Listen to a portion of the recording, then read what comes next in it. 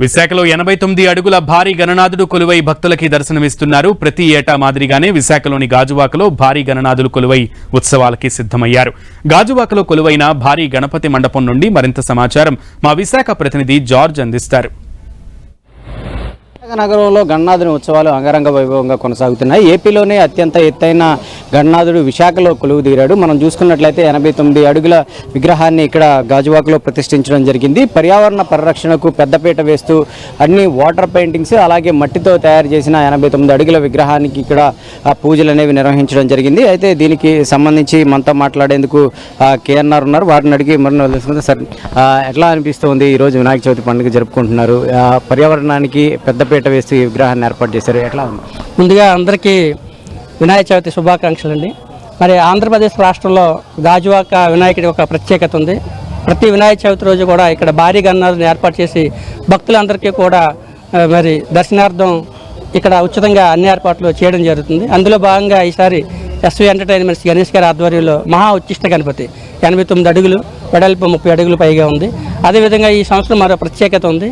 మన అయోధ్య బాలరాముని యొక్క రూపంతో చాక్లెట్తో తయారు చేసినటువంటి అయోధ్య బాలరాముని కూడా భక్తులందరికీ దర్శనార్థం ఇవ్వడం జరుగుతుంది. మీరు చెప్పినట్లుగా పర్యావరణాన్ని పరిరక్షిస్తూ ప్లాస్టర్ ఆఫ్ పారిస్ వాడకుండా కేవలం మట్టి, వెదురు, వరిగడ్డి ఇవే వాడి చాలా చక్కగా కళాకారులు గత 2 నెలలుగా జీవకాలు ఉట్టిపడే విధంగా తయారు చేశారు. భక్తులందరికీ కూడా ఎస్వి ఎంటర్టైన్మెంట్స్ ఆధ్వర్యంలో బారికేడ్స్, తీర్థప్రసాదాలు అన్నీ ఏర్పాటు చేయడం జరిగింది. గణపతి నవరాత్రుల సందర్భంగా గ్రేటర్ విశాఖపట్నం మున్సిపల్ కార్పొరేషన్ 72వ వార్డులో కొసిరెడ్డి గణేష్ గారు ఆయన యొక్క మిత్ర బృందం కూడా 89 అడుగులు ఎత్తైనటువంటి వినాయకుని యొక్క విగ్రహాన్ని ప్రజల దర్శనార్థం ఏర్పాటు చేయడం జరిగింది. కనుక వార్డు కార్పొరేటర్గా వారికి నేను ముందుగా అభినందనలు తెలియజేస్తున్నాను.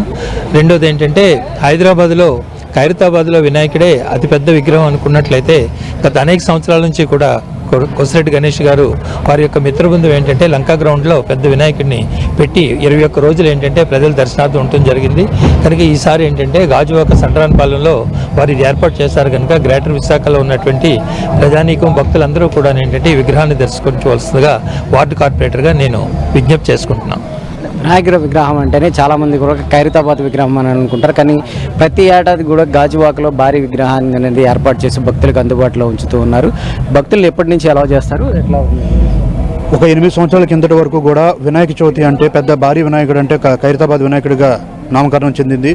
కానీ 8 సంవత్సరాల నుంచి కూడా గాజువాక ఉత్సవ కమిటీ ఆధ్వర్యంలో కొసిరెడ్డి గణేష్, ఎస్వి ఎంటర్టైన్మెంట్స్ ఆధ్వర్యంలో గాజువాకలో మన ఉమ్మడి ఆంధ్రప్రదేశ్లో కానీ తెలంగాణలో కానీ భారీ వినాయకుడిని నిర్మించడం అవుతుంది. ఈసారి కూడా ఉచ్చిష్ట వినాయకుడిగా నామకరణం చేసి వినాయకులను నెలకొల్పడం జరిగింది. అలాగే 7 టన్ను చాక్లెట్స్తో 14 అడుగుల బాలరాముని విగ్రహాన్ని కూడా ఏదైతే మన అయోధ్యలో ఉందో సేమ్ అలాగే ఇక్కడ కూడా దించడం జరిగింది. ప్రత్యేకంగా గాజువాక నియోజకవర్గంలో ఈ పెద్ద విగ్రహం ఏర్పాటు చేయడంలో మంచి పేరు ప్రఖ్యాతులు కొసిరెడ్డి గణేష్ వాళ్ళ టీం ఆధ్వర్యంలో బాగా కార్యక్రమం జరుగుతున్నాయి.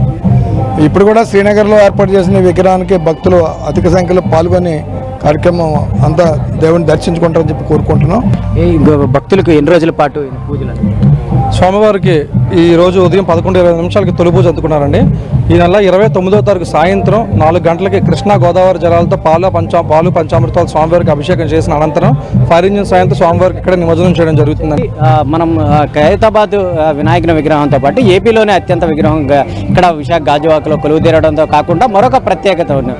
చాక్లెట్కు సంబంధించి చాక్లెట్తో బాలరాముడిని సైతం కూడా తయారు చేశారు. అయోధ్య రాముడు ఏ విధంగా ఉంటారో అదే ప్రతిమను సైతం కూడా ఇక్కడ రూపొందించారు. నిమజ్జనం అయిన తర్వాత 29వ తేదీన నిమజ్జనం తర్వాత భక్తులందరికీ దాన్ని పంచనున్నట్లు ఇక్కడున్న నిర్వాహకులు చెప్తున్నారు. కెమెరా పర్సన్ నరేష్తో జార్జ్, 10 టీవీ, విశాఖ.